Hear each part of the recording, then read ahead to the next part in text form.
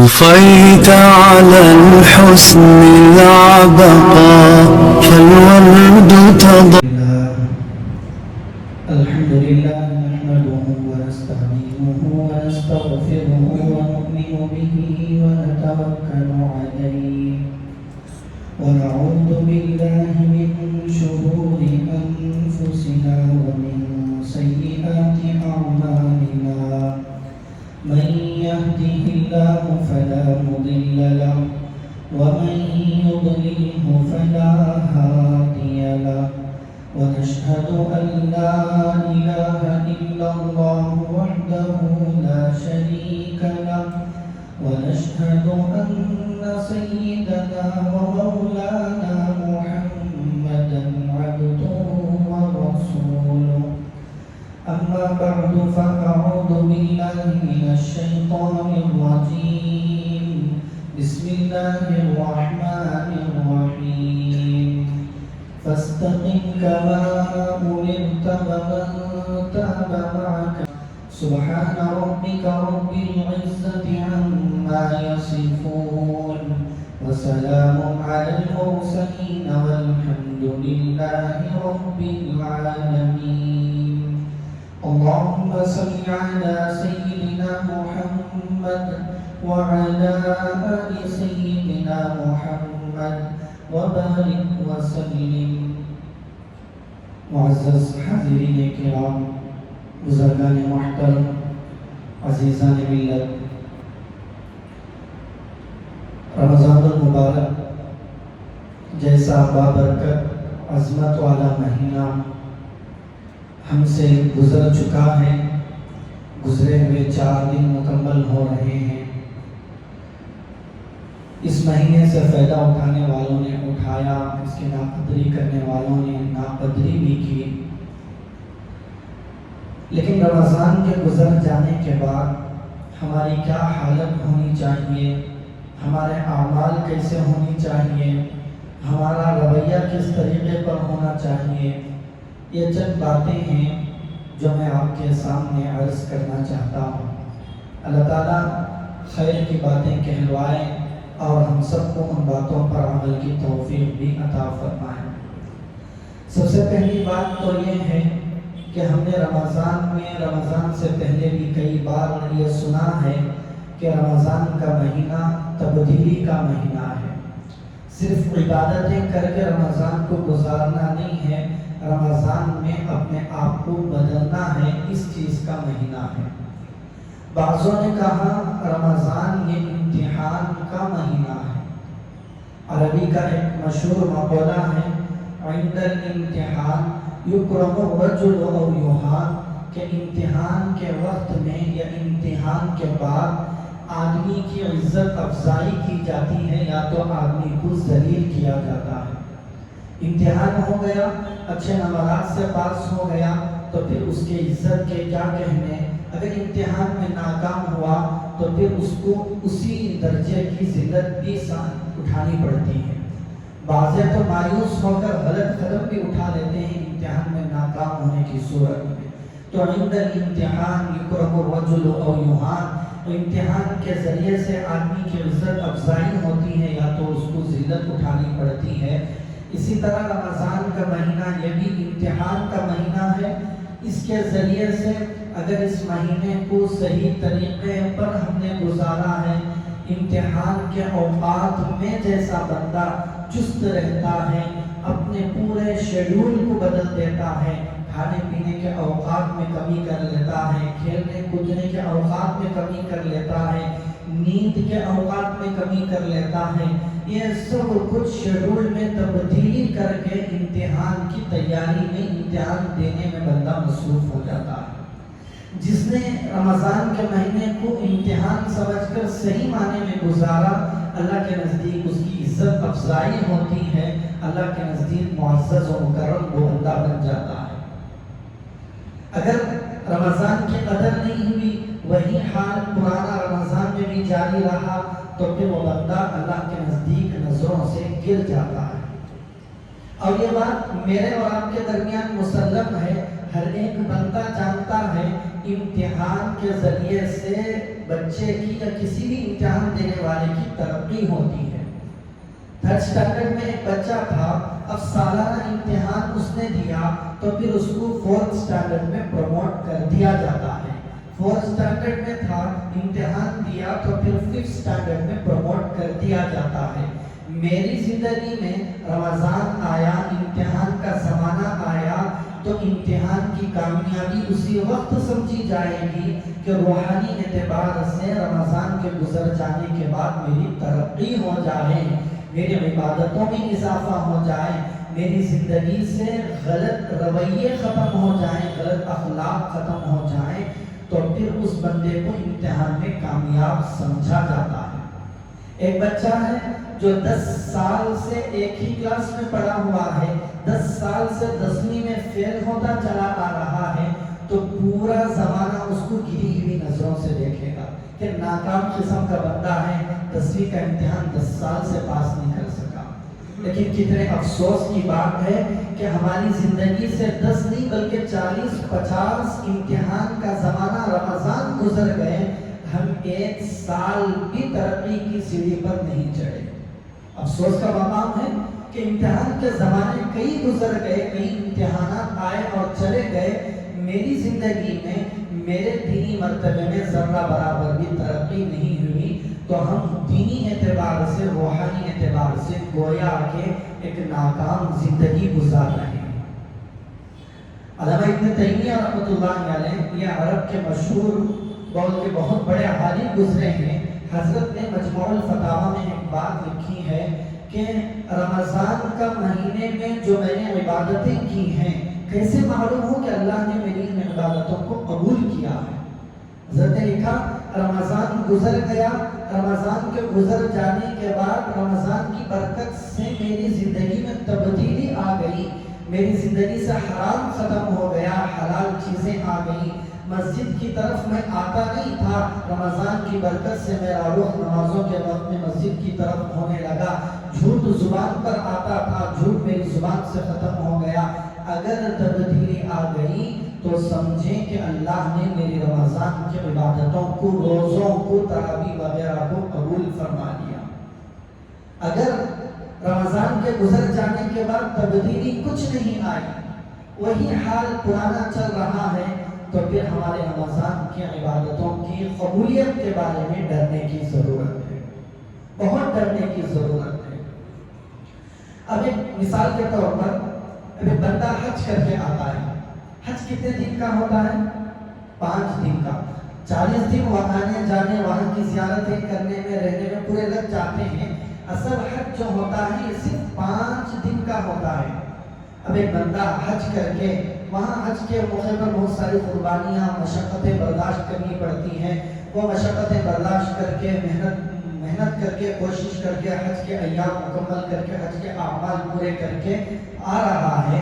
اب وہ دل میں سوچتا ہے کہ بھئی پہلے میں جیسا تھا ویسا میں نہیں رہنا، پہلے نمازوں کو چھوڑ دیتا تھا، اب تھوڑا نمازوں کی پابندی کر لینا، جھوٹ بول دیتا تھا، اب جھوٹ نہیں بولنا، لوگوں کے درمیان، دوستوں کے درمیان بیٹھ کر گندی زبان استعمال کرتا تھا، اب میری زبان پاک صاف ہو جانا۔ کیوں؟ کیونکہ میں حج کر کے آ رہا ہوں۔ اور لوگ بھی سمجھتے ہیں کہ یہ بندہ جب حج کر کے آ جا رہا ہے تو اس کا تقاضا یہ ہے کہ اس کی زندگی میں تبدیلی آئے۔ ایک حج جو صرف 5 دن کا ہوتا ہے، اب اس کا تقاضا ہم یہ سمجھتے ہیں کہ اس کی اگلی زندگی کے اندر تبدیلی آئے۔ اب اگر کوئی بندہ ہے جو 10 حج کر چکا ہے، 10 حج کر کے آ چکا ہو، اگر وہ کوئی غلط کام کرے تو لوگ کتنی انگلیاں اس کی طرف اٹھاتے ہیں، کتنا برا بھلا اس کو کہتے ہیں۔ حج ایک جیسی عبادت ہے، رمضان بھی تو اللہ کی طرف سے دیا ہوا ہے، پورے رمضان کے مہینے میں بندہ میں کوشش کرتا ہے، محنت کرتا ہے، اللہ کو راضی کرنے کے لیے کوششیں کرتا ہے، حلال چیزیں آ گئی، ایک بندہ مدینہ منورہ سے بابرکت وہاں کی نسبت والے کھجور لا کر دے رہا ہے، وہاں کا زمزم کا پانی مکہ مکرمہ کا لا کر دے رہا ہے، بھائی کھا لیں؟ نہیں کھاؤں گا، کیوں؟ روزے سے ہوں۔ ارے بھائی پاک زمزم کا پانی ہے، نہیں اللہ نے حکم دیا نہیں کھانا، زمزم بھی آ جائے مجھے نہیں پینا ہے پانی۔ حلال پاکیزہ بیوی گھر میں ہے، جاؤ نہیں، اللہ نے منع فرما دیا، منع میں رک گیا بس۔ پورے رمضان کو احتیاط کے ساتھ اللہ کو راضی کرتے کرتے ایک بندے نے گزارا۔ اس طرح کے 10 20 30 40 رمضان میری زندگی میں گزر گئے، پھر بھی میں نہیں یہ سمجھتا کہ اتنے رمضان گزر جانے کے بعد بھی ہماری زندگی میں تبدیلی کیوں نہیں آ رہی۔ 5 دن کا حج کر کے آ گیا تو میرا تصور یہ ہے کہ تبدیلی آنی چاہیے۔ 30 دن کا رمضان گزار کر میں یہ کیوں نہیں سوچتا کہ میری زندگی کے اندر تبدیلی آنی چاہیے۔ اور لوگوں کا ایک مزاج بھی نہیں ہے کہ رمضان آ کر گیا تو کیا ہماری زندگیوں میں تبدیلی آ رہی ہے۔ غور کریں، رمضان ختم ہوا اسی دن سے اللہ کی نافرمانی ہم کرنا شروع کر دیتے ہیں۔ یاد رکھیں، ایک مزدور ہے، آپ نے گھر کی تعمیر وغیرہ کے لیے ایک مزدور کو بلایا، اب اس نے اچھے طریقے سے آپ کا کام کیا، جو بھی آپ نے اس کو حکم دیا، اب اس کا کام ختم کر کے وہ چلا گیا، دوبارہ آپ کو ضرورت پڑے گی، اگر اس کا کام پسند آیا ہوگا تو آپ اس کو بلائیں گے ورنہ کسی اور کو بلائیں گے۔ اسی طرح اللہ نے رمضان ہماری زندگیوں میں لا کر کچھ کام ہمارے ذمہ دیے تھے، روزہ رکھنا، تلاوت کرنا، تراویح پڑھنا، کچھ خاص کام ہمارے ذمہ دیے تھے۔ اللہ کو اگر یہ عبادتیں پسند آئی تو دوبارہ اللہ توفیق دیں گے، ورنہ تو ہماری زندگی میں اور رمضان آئیں گے ایسے ہی گزر جائیں گے، یا رمضان کی توفیق ہی اللہ ہمیں نہیں دیں گے۔ اگر ہم اگلے رمضان کے لیے خیر چاہتے ہیں، ایک اللہ والے نے کیا خوب بات کہی ہے کہ رمضان کے گزرنے پر اللہ کا شکر ادا کرنا۔ رمضان اللہ نے عطا کیا، اس کا شکر ادا کرنا۔ شکر کسے کہتے ہیں؟ جو نعمت ملی ہے اس نعمت کی صحیح قدردانی کرنے کو شکر کہتے ہیں۔ اللہ نے پیسہ دیا، اس کو صحیح جگہ پر میں استعمال کر رہا ہوں تو یہ پیسے کی شکر گزاری ہے۔ اللہ نے رمضان دیا، اس کو صحیح جگہ پر صحیح طریقے پر میں گزار رہا ہوں تو یہ رمضان کی شکر گزاری ہے۔ تو اللہ والے نے کیا خوب بات کہی کہ رمضان کی شکر گزاری اگر کوئی بندہ کرتا ہے تو یہ شکر گزاری اگلے رمضان کی قیمت ہے۔ میں شکر کر کے ایک قیمت بنا کر رہا ہوں کہ لو یہ قیمت مجھے اگلا رمضان بھی نصیب فرما۔ تو کیا میں نے اس رمضان کو اللہ کی شکر گزاری میں گزارا؟ کیا میں نے اس رمضان کو صحیح معنی میں قدر کی کہ جس کی وجہ سے میں امید لگا سکوں کہ اللہ مجھے اگلا رمضان بھی عطا فرمائیں گے؟ تو یاد رکھیں، اکابرین کے بارے میں جو بات میں بار بار آپ کو بتلاتا ہوں کہ رمضان کی تیاری 6 مہینے پہلے سے کیا کرتے تھے۔ رمضان جب گزر جائے تو پھر اس رمضان کی عبادتوں کی قبولیت کے لیے 6 مہینے تڑپا کرتے تھے۔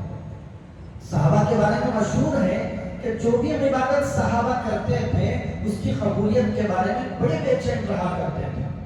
اسی لیے رات بھر نمازیں پڑھ رہے ہیں، تلاوتیں کر رہے ہیں، رات جب ختم ہو رہی ہے تو استغفار میں بیٹھے ہوئے ہیں، تکبر نہیں ہے۔ فضالہ ابن عبید رحمۃ اللہ علیہ کے بارے میں آقا حضرت نے لکھا، اگر مجھے معلوم ہو جائے کہ میری نیکیاں احد کے پہاڑ کے برابر ہیں، مجھے معلوم ہو جائے کہ میں نے عبادت احد کے پہاڑ کے برابر کر دی ہے، اگر اس میں سے ایک ذرے کے بارے میں مجھے معلوم ہو جائے کہ وہ ذرہ میرا قبول ہو گیا تو مجھے اس احد کے پہاڑ کے برابر نیکیوں کے ضائع ہونے کا کوئی خوف نہیں، کیونکہ اللہ نے ایک ذرے کو میرے قبول فرما لیا۔ تو قبولیت اتنی بڑی چیز ہے، قبولیت اتنی بڑی چیز ہے جس کے بارے میں مجھے اب آپ کو فکر مند رہنا ہے۔ کیا میں اور آپ رمضان کے گزر جانے کے بعد فکر مند ہیں؟ کیا ہماری زندگیوں میں کچھ تبدیلی پیدا ہوئی؟ ایسا لگتا ہے کہ ہم ایک مطلبی انسان ہیں۔ کبھی رمضان میں اللہ نے کہا تھا کہ ایک نماز پڑھیں گے تو 70 نمازوں کا ثواب دوں گا، 1 روپیہ خرچ کریں گے تو 70 روپیوں کا ثواب دوں گا۔ میں نے لالچ میں ثواب کی لالچ میں آ کر میں نے کچھ نیکیاں کر لی ہے، اب رمضان ختم ہو گیا تو چونکہ میرا مطلب وہاں پر نہیں مل رہا اس لیے میں نے نیکیاں کرنا چھوڑ دیا، مسجدیں میں نے ویران کر دی۔ ایسا لگتا ہے کہ ہم مطلبی مسلمان ہیں۔ تو بزرگ و عزیزوں، رمضانی مسلمان نہیں بننا ہے، ربانی مسلمان بننا ہے، رب والے بننا ہے۔ گزرا رمضان ہے، رحمان ابھی بھی باقی ہے۔ جس اللہ نے रमज़ान में नमाज पढ़ने पर सवाब देने का वादा किया और रोज़ा रखने पर अपनी रज़ा अदा करने का वादा किया। कुरान को देखने पर, कुरान को छूने पर, कुरान को पढ़ने पर, कुरान को सुनने पर हजारों लाखों नेकियों का अल्लाह ने जो वादा किया है, वही अल्लाह गैर रमज़ान में भी बाकी है। वही अल्लाह गैर रमज़ान में भी नेकियों का वादा करता है। इखलास की बुनियाद पर मेरा इखलास जिस दर्जे का होगा, अल्लाह ताला नेकियों की अता में उस दर्जे का इजाफा फरमाएंगे। तो बुजुर्गों अजीजों, रमज़ान हमारी जिंदगियों से गुजरा है। हम बाकिया जिंदगी के रमज़ानों की तरह इस रमज़ान को भी समझ कर न छोड़ दें, बल्कि एक मौका समझें, एक चांस समझकर इस रमज़ान के मौके को अपनी तब्दीली के लिए इस्तेमाल करें। देखिए, अगर रमज़ान में मैंने कुछ गुनाह छोड़े थे, मिसाल के तौर पर एक बंदा है, उसने कहा था भाई रमज़ान में मैं शो नहीं करूँगा, मैं दाढ़ी रखूँगा रमज़ान में, तो याद रखें आगे अगर उस गुनाह के करने का इरादा है, सिर्फ रमज़ान में मैंने उस काम को छोड़ा है, तो उसको गुनाह को छोड़ना नहीं कहते, तौबा नहीं कहते। तौबा की शराइत में से एक बात जरूरी शर्त ये भी है कि आइंदा उस गुनाह के न करने का इरादा हो। मेरा इरादा है कि रमज़ान गुजर जाएगा तो ये काम करूंगा, तो फिर मेरी तौबा कहाँ होगी? मेरा इरादा है कि रमज़ान में मैंने घर में म्यूजिक बंद की है, टीवी बजाना मैंने बंद किया है, रमज़ान गुजरेगा तो वो सब कुछ काम मेरे घर में होंगे, तो फिर ये तौबा कहाँ होगी? गोया कि मैंने रमज़ान में भी तौबा नहीं की अपने गुनाहों से। ये अलग बात है कि भाई रमज़ान में सच्चे दिल से तौबा की थी, फिर शैतान के बहकावे में आकर मैंने गुनाह कर दिया, तो जिस बंदे की तौबा हो चुकी होती है, दोबारा गुनाह होने पर वो बंदा फिर तौबा करना चाहता है। हम तौबा करना नहीं चाहते, गुनाहों को कुछ अरसे के लिए मौकूफ कर देते हैं। रमज़ान में मैं गाने नहीं सुनूंगा, म्यूजिक नहीं सुनूंगा, रमज़ान में मैं फिल्म नहीं देखूंगा, रमज़ान में मैं नामहरम लड़कियों से चैटिंग नहीं करूंगा। ये सिर्फ गुनाह को थोड़ी देर के लिए स्टॉप करना, मौकूफ करना हुआ, गुनाहों से तौबा करना नहीं हुआ। तो इसलिए तौबा हकीकी यह है कि गुनाहों को आइंदा न करने का अज़्म हो, इरादा हो। रमज़ान में तो अल्लाह ने शैतान को कैद कर दिया था, लेकिन ये जो हमारे पास मौजूद शैतान है, इंटरनेट जिसको कहते हैं, ये हमने बंद नहीं किया था, जिसका नतीजा ये हुआ कि रमज़ान में भी हमने गलत नज़ारे भी देखे, गलत बातें भी सुनी, गलत म्यूजिक भी हमने अपने कानों से सुनी। कभी तो रमज़ान ट्रांसमिशन के उन्वान पर, कभी तो रमज़ान की अलग अलग चैनल्स पर ऐसे लोग आपको दीन के, रमज़ान के अहकाम बताने के लिए चैनल्स पर रमज़ान में आ जाते हैं, जो पूरे गैर रमज़ान में एक नमाज पढ़ने की उनकी तौफीक नहीं होती। कौन लोग आते हैं चैनल पर बैठने के लिए?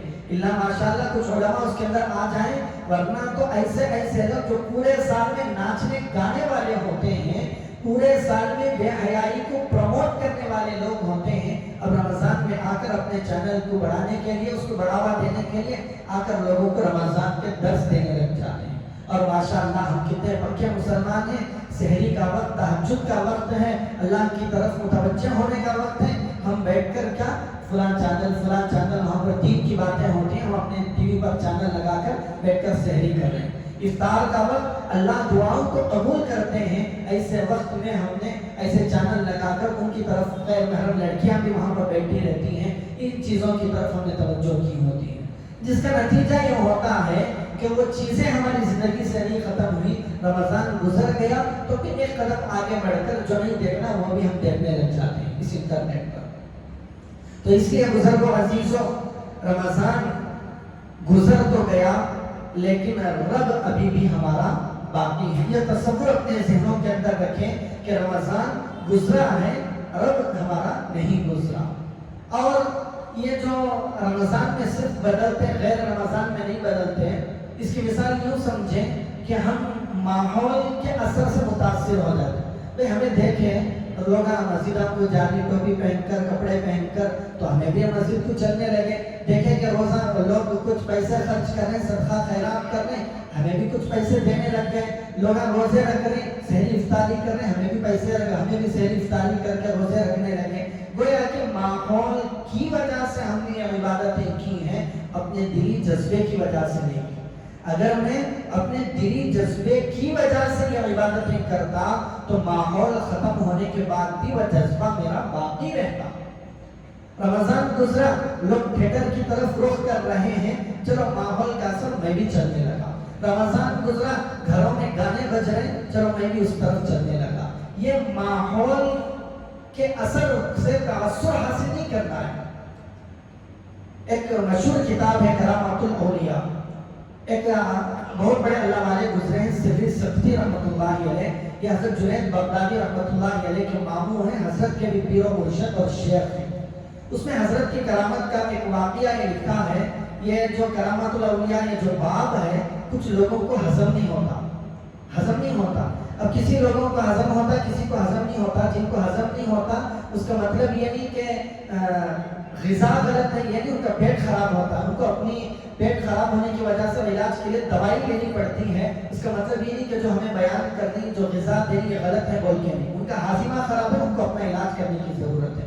बहरहाल करामात औलिया हक है, करामात औलिया ये हक है, ये होता है। अगर ये ना समझे तो कम से कम तमसीली वाक़या ही समझकर उस वाक़ये से क्या इबरत हमें लेना, हासिल करना है, उस तरफ तवज्जो किए बगैर ये कैसा हो जाता, वो कैसा हो जाता, ये पुराने फलान के बातों के किस्से, इस तरह बोल के इनको इग्नोर कर दिया जाता है। ये भी शैतान का एक हरबा है कि जो बात बयान की जा रही है, चाहे हदीस ही बयान क्यों ना की जा रही हो, एक मिजाज हमारा बन चुका है कि हमें उसकी तहकीक में लग जाते हैं। ये वाक़या कौन सी किताब में, हदीस कौन सी किताब में, फला हदीस नंबर, ऐसा तहकीक में लगती, वह हदीस पर अमल करने की तरफ तवज्जो ही हमारी नहीं होती। ये वाक़या बोले ना हजरत कौन सी किताब में, इसकी दलील क्या है, ऐसा दलीला में घुसती कि फिर उस पर अमल, उससे इबरत हासिल करने की तौफीक नहीं होती। हाँ, दलील सही बात है, लेकिन इतना उसमें मुनहविक हो जाना कि अमल की तौफीक हमसे छिन जाए, ये सही बात नहीं है। बहरहाल उस किताब में लिखा है कि हजरत सिर्री सख्ती रहमतुल्लाहि अलैह एक मर्तबा रास्ते से गुजर रहे थे। एक दरख्त से आवाज आई, या सिर्री कुन मिस्ली, ऐ सिर्री मेरी तरह हो जा। उस दरख्त से आवाज आई। ये कोई अल्लाह चाहे तो करामत हो सकती है। हम देखते हैं प्लास्टिक का एक टुकड़ा मोबाइल या लैपटॉप है, उसमें से आवाजें आ रही हैं, तरह तरह के मनासिर नजर आ रहे हैं। 200-300 साल पहले अगर किसी के सामने आप जाकर कहते हैं कि देखो प्लास्टिक का टुकड़ा है, इससे तुम्हारे अब्बा की आवाज आती है, मानता कोई? बेवकूफ कहता। अब साइंस ने करके दिखा दिया तो हम मानने लग गए। अब हम कहते हैं कि अल्लाह की तरफ से अल्लाह अपने खास बंदों के हाथों पर कुछ करामातों का इजहार फरमा देते हैं तो मानने के लिए तैयार नहीं होते। पर माने ना माने उनकी अपनी बात है। तो लिखा है कि दरख्त से आवाज आई, या सिर्री कुन मिस्ली, मेरी तरह हो जा। तो हजरत ने पूछा, तेरी तरह कैसे हो जाऊं? तू तो एक झाड़ है, दरख्त है, तू तो एक नबातात में से है और मैं इंसान हूँ, हैवान हूँ, तेरी तरह मैं कैसे हो जाऊं? तो उस दरख्त ने कहा, इन्नल्लज़ीना यरमूनल अहजार, के जो लोग मुझे पत्थर फेंकते हैं, दरख्त पर फल लगे होते हैं तो लोग बच्चे फल तोड़ने के लिए उसकी तरफ पत्थर फेंकते हैं।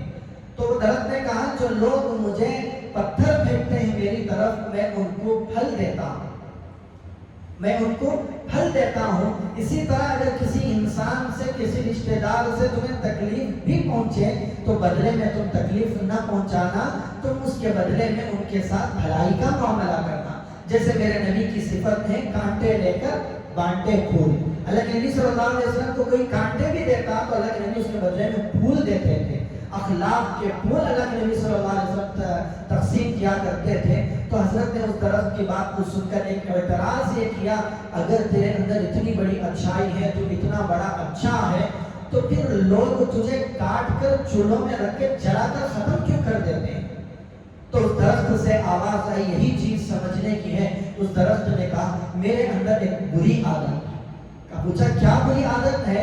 मेरी बुरी आदत यह है कि जब हवा चलती है तो हवा के सिफ्त में मैं झुक जाता हूँ। मशरिक़ को हवा चली तो मैं उस तरफ हो गया, इधर हवा चली तो मैं इस तरफ हो गया। इस बुरी आदत मेरी ये बुरी आदत है जिसकी वजह से ये नुकसान उठाना पड़ता है। तो उसके बाद में लिखा है, तो जो लोग हवा के ताबे हो जाते हैं, दीनदारी की हवा चली तो दीनदार बन गए, बेदीनी की हवा चली तो बेदीन बन गए। जब हवा के ताबे हो जाते हैं एक दिन उनका अंजाम बुरा हो जाता है। तो इसलिए रमजान की हवा चली तो रमजान के तकाज़ों को पूरे करने लग गए, बेदीनी की हवा चली तो फिर बेदीन बन गए। ऐसा नहीं बनना है, रमजान में बने थे उसको गैर रमजान में भी बाकी रखना है। अल्लाह ने रोज़ों का जो मकसद बयान फरमाया, लअल्लकुम तत्तक़ून, तक़वे वाली जिंदगी बनाना, तक़वा अल्लाह से डरना, अल्लाह के नाफरमानियों से अपने आप को रोकना, चाहे वो हुकूकुल्लाह हो या हुकूकुल इबाद हो, इन सब चीज़ों के अंदर अल्लाह की नाफरमानी से अपने आप को पूरे तौर पर बचाना है। अगर इस रमज़ान के गुजरने से पहले मेरी जुबान पर झूठ था तो अब मुझे झूठ को छोड़ देना चाहिए। क्या बात है कि रमज़ान के महीने में इतनी एहतियात अल्लाह ने हमें प्रैक्टिस करवाई कि तुम हलाल चीज़ों को भी हाथ नहीं लगा सकते। रमज़ान में रोज़ा तुमने रखा, ज़मज़म भी नहीं पी सकते, मदीने के खजूर भी नहीं खा सकते, अपनी हलाल पाकीज़ा बीवी के पास भी नहीं जा सकते। कितनी जो हलाल चीज़ें थी अल्लाह ने उनको भी हमसे रोक कर एक प्रैक्टिस करवाई। हम रमज़ान ख़त्म हो जाने के बाद दुकानों पर बैठकर कैसे आसानी से झूठ बोल देते, हम कैसे आसानी से बैंकों से सूदी लेन देन कर लेते हैं, हम कैसे आसानी से बहनों का वर्षा उनकी विरासत मार कर खाने वाले बन जाते हैं, हम कैसे आसानी से लोगों को धोखा देकर उनसे रिश्वत लेने वाले बन जाते हैं। गोया कि नौकरी या गवर्नमेंट नौकरी का एक कॉन्सेप्ट हमने बना लिया कि जो रिश्वत के जरिए से पैसा आता है वही असल पैसा है, जो तनख्वाह वगैरह मिलती है ये आटे में नमक के बराबर है। ये हमारा मिजाज बना हुआ है, लोग इसको कोई ऐब ही नहीं समझते। तो रमजान के गुजर जाने के बाद, तक़वे की प्रैक्टिस कर लेने के बाद भी हम ये कैसे गलत काम कर लेते हैं, कैसे हमारा दिल इन चीज़ों को मान लेता है। जब हमारे दिल में ज़र्रा बराबर भी खटक पैदा नहीं हो रही है इन चीज़ों के बारे में, तो फिर हमारा रमज़ान सही से नहीं गुजरा। तो इसके बारे में तौबा इस्तिग़फ़ार करके उन सिफात को अपने अंदर पैदा करने की कोशिश करनी चाहिए। कुछ बातें हैं जो हमें रमज़ान के बाद ख़ास तौर पर उन चीज़ों का एहतमाम करना चाहिए। पहली चीज़, हम ये इरादा करें कि हम रमज़ान के गुजर जाने के बाद भी हराम से बच जाएंगे। ये कुछ चीज़ें हैं, इनकी अगर उनको पॉइंट आउट करके हम कोशिश करेंगे इन पर अमल करने की, इंशाअल्लाह अल्लाह हमें अमल करना आसान कर देंगे। तो पहला इरादा ये करें कि हम गैर रमज़ान में भी हराम का एक लुक़मा अपने अंदर आने नहीं देंगे। ना सूद का लुक़मा, सूद के बारे में अल्लाह ने जंग का ऐलान कर दिया। अल्लाह के नबी सल्लल्लाहु अलैहि वसल्लम की कई अहादीस हैं, हत्ता के अल्लाह के नबी सल्लल्लाहु अलैहि वसल्लम ने फरमाया सूद के 70 से ज़्यादा बाब हैं। सबसे अदना दर्जे का सूद ये है अपनी माँ से जिना करने के बराबर, ये कई मर्तबा करने के बराबर। तो हम इतना सब सुनने के बावजूद कैसे इस चीज़ से अपना हाथ गंदा कर लेते हैं, कैसे ये गंदी कमाई अपने बच्चों को खिलाने पर राजी हो जाते हैं, मेरी समझ में ये बात नहीं आती। इसलिए मैं मुसलमान हूँ, मुसलमान होने का तकाजा ये है कि चूं चरा करे बगैर अल्लाह के हुक्म के सामने सर झुका देना। इस्लाम का माना ही ये है कि बेहतरीन मिसाल अल्लाह वालों ने दी है कि एक जानवर होता है, बैल होता है, जिसके गले में कोई, जिसकी नाक में नकील नहीं होती, उसके गले में कोई रस्सी नहीं होती। वो क्या करता है, रास्तों में घूमता रहता है, जिस दुकान पर चाहे मुंह डाल देता है, जिस रास्ते को चाहे जाम कर देता है, जहाँ कचरा गिरा वहां पर जाकर मुंह डाल दिया। एक किस्म का भी है बैल है। एक और जानवर होता है जिसके गले में पट्टा पड़ा होता है, जिसकी नाक में नकील होती है, उसका मालिक जहाँ चाहता है उसको लेकर जाता है, जहाँ चाहता है उसको वो ग़िज़ा खिलाता है और उसको महफूज जगह पर रखता है। हम मुसलमान हैं, इस आवारा बैल की तरह नहीं है कि जहाँ मुझे नफा नजर आया, जहाँ हरियाली नजर आई वहां पर जाकर मैं मुंह डाल दूं। नहीं, हमारे गले में इस्लाम का पट्टा पड़ा हुआ है, अल्लाह के सामने हमने सर झुकाया हुआ है। मैं वही खाऊंगा जिस चीज के खाने का मेरे रब ने हुक्म दिया, मैं वही देखूंगा जिस चीज के देखने का मेरे रब ने हुक्म दिया। अल्लाह ने कहा रिश्वत नहीं खाना, मुझे नहीं खाना है, चाहे उसके जरिए से करोड़ों रुपये मेरे माल के अंदर आ जाएं, اللہ نے کہا سود نہ لینا نہ دینا، چاہے میرے سود لینے کی وجہ سے، سود پر لون قرضہ لینے کی وجہ سے میری اپارٹمنٹ بن جائے، اللہ نے منع کر دیا، میں نہیں لوں گا۔ یہ ہے اسلام، یہ ہے صحیح مسلمان۔ تو مجھے اور آپ کو صحیح مسلمان بننا، تو پہلا پوائنٹ ہے اپنے آپ کو حرام لقمے سے بچانا۔ ہمیں ایک اور بات یہ ہے، ہم سمجھتے ہیں کہ سود لینا حرام، رشوت لینا حرام، یہی کچھ لوگ سمجھتے ہیں، لیکن اپنے کاروبار میں جھوٹ لا لیتے ہیں، یہ بہت زیادہ عام ہو گیا ہے۔ مثال کے طور پر ایک چیز آپ کو بیچنی تھی، 50 روپے آپ نے اس کی قیمت بتائی، اب یہ سامنے والا بارگیننگ کرتا ہے، بھاؤ تاؤ کرتا ہے، 45 روپے میں دے دو، ابھی بیٹھ کر بولتا ہے مجھے 40 پر 8 روپے یہ چیز پڑی، حالانکہ 40 روپے کو وہ چیز لا کر رہتا۔ اب سامنے والے کو متاثر کرنے کے لیے اپنی زبان سے 2 بول جھوٹ کے بول کے اپنی حلال کمائی کو بھی مشکوک کر لیتا ہے۔ اگرچہ جھوٹ نہ بول کے میری کمائی کا 50% حصہ گھٹ بھی جائے، 5000 روپے کی جگہ 2000 روپے میں گھر میں لے کر آؤں، تو اس 2000 روپے میں جس کو میں نے بغیر جھوٹ بولے کہ اللہ کی رضامندی کے ساتھ کمایا ہے، اللہ وہ برکتیں عطا فرمائیں گے جو آپ کو 10,000 روپے میں نہیں مل سکتی۔ تو اس لیے حرام نہیں ہونی چاہیے، میری کمائی میں ملاوٹ، حرام، جھوٹ ذرہ برابر بھی نہیں ہوگا۔ پہلا ارادہ کریں میں اپنے پیٹ میں حرام کا لقمہ نہیں ڈالوں گا۔ دوسری چیز، خود کو اور اپنی نسل کو نشے کی چیزوں سے بچانا ہے۔ دیکھیے اللہ تعالیٰ نے کچھ چیزوں کی حفاظت کا حکم دیا ہے، مثال کے طور پر اپنا مال ہے، اس کی حفاظت کا حکم، اس لیے اللہ کے نبی صلی اللہ علیہ وسلم نے فرمایا من قتل دون مالہ فہو شہید، جو اپنے مال کی حفاظت کرتے ہوئے مارا گیا وہ بھی شہید۔ آپ نماز پڑھ رہے ہیں، آپ کے جیب سے 10 روپے کا بھی نوٹ گرا، کوئی لے کر بھاگ رہا ہے، آپ کو اجازت ہے کہ نماز توڑ کر اس پیسے کو واپس لیں، کیوں؟ آپ کے پیسے کی اللہ کے نزدیک قدر ہے۔ تو مال کی حفاظت بھی اللہ کی طرف سے مامور ہے، مال کی حفاظت بھی کرنا آپ کی ذمہ داری ہے، دین کی حفاظت بھی کرنا آپ کی ذمہ داری ہے، اسی طرح عقل کی حفاظت کرنا بھی آپ کی ذمہ داری ہے، نسل کی حفاظت کرنا بھی آپ کی ذمہ داری ہے۔ تو میں کہہ رہا تھا نشے سے بچائیں، نشہ وہ چیز ہے جو ہماری عقلوں کو برباد کر دیتا ہے، ایک غیر محسوس طریقے سے نشہ آور چیزیں ہماری نسلوں میں پھیلائی جا چکی ہیں۔ جو اسکول اور کالجز میں پڑھنے والے بچے ہوتے ہیں، 50 سے 60% بچے ایسے ہوتے ہیں جو ان گندی چیزوں کے اندر مبتلا ہوتے ہیں۔ مجھے نہیں نظر نہ آتا، میرے گھر میں رہنے والا بچہ آرام سے پاک صاف نظر آتا ہے، لیکن جب اسکول جاتا ہے وہاں کے گندے ماحول میں یہ سب چیزوں کی عادت لت اس کو پڑ جاتی ہے۔ کوئی وائٹنر سے نشہ کر رہا ہے، کوئی فلان، الگ الگ طریقے کی چیزیں ہیں، ہزاروں کروڑوں روپے سے لے کر مختصر سی چیزیں بھی ایسی ہیں جن کے ذریعے سے بندہ نشہ کر لیتا ہے۔ تو میں اپنے آپ کو بھی ان نشے آور چیزوں سے بچاؤں گا اور اپنے بچوں پر بھی توجہ رکھوں گا، خیال رکھوں گا کہ میرے بچے اس گندی نحوست کے اندر مبتلا نہیں ہوں گے۔ اگر اللہ نے مجھے کچھ مرتبہ دیا ہے، مقام دیا ہے، کچھ طاقت دی ہے، تو میں کوشش کر کے اس مقام و مرتبے کو استعمال کر کے محلے کے اندر، اپنے احاطے کے اندر تحریک چلاؤں گا کچھ لوگوں کے ذریعے سے، جس تحریک کے ذریعے میں اس گندی چیز کو اپنے معاشرے سے ختم کر سکوں۔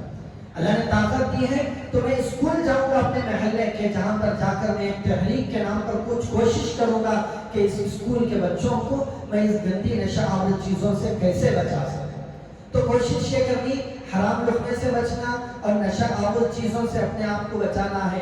تیسری چیز، اللہ نے مجھے مال دیا ہے تو میں ارادہ کروں کہ اگلے رمضان تک بلکہ پوری زندگی تک میں پوری فضول خرچی سے اپنے آپ کو بچاؤں گا۔ فضول خرچی ہر وہ جگہ جہاں پر نہ دین کی ضرورت ہو نہ دنیا کی ضرورت ہو، جہاں کم خرچ میں میری ضرورت پوری ہو سکتی ہے، وہاں اور زیادہ پیسہ بہانا ہی فضول خرچی کہلاتا ہے۔ تو میں فضول خرچی سے اپنے آپ کو بچاؤں گا۔ اور چوتھی چیز، شادی بیاہ کے مواقع اگر آئیں تو حرام رسومات سے، جوڑا جہیز سے اپنے معاشرے کو بچانے کی کوشش کروں گا۔ دیکھیں معاشرے کے اندر کتنی یتیم لڑکیاں ہیں، کتنی بیوہ عورتیں بیٹھی ہوئی ہیں، یہ جوڑا جہیز رسم و رواج کی جو یہ گندی نحوست نے ان لڑکیوں کے نکاحوں کو روکے رکھا ہوا ہے۔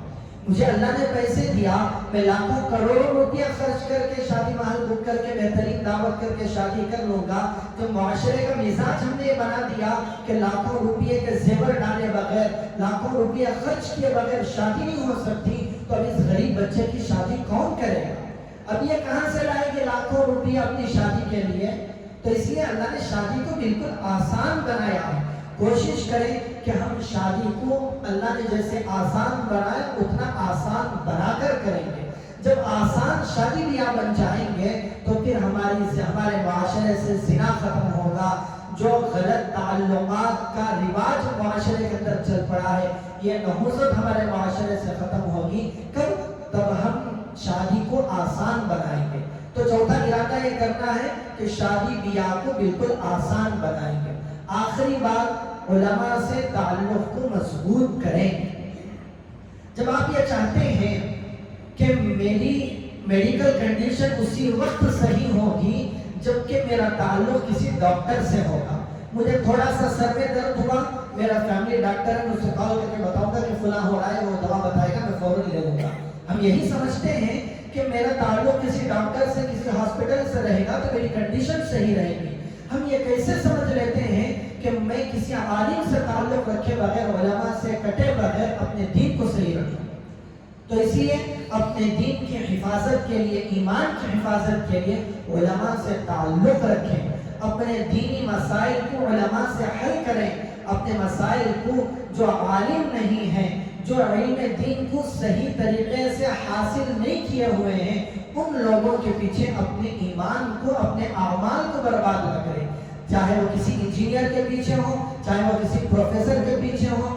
حضرت حکیم اختر صاحب رحمۃ اللہ علیہ کہا کرتے تھے، آپ ریلوے اسٹیشن جاتے ہیں، آپ کے پاس ایک بہت بڑا بیگ ہے، آپ کو ٹرین تک اس بیگ کو پہنچانا ہے، ایک آدمی دوڑا دوڑا آتا ہے، کہتا ہے میں قولی ہوں، میں آپ کا بیگ ٹرین تک پہنچا دوں گا۔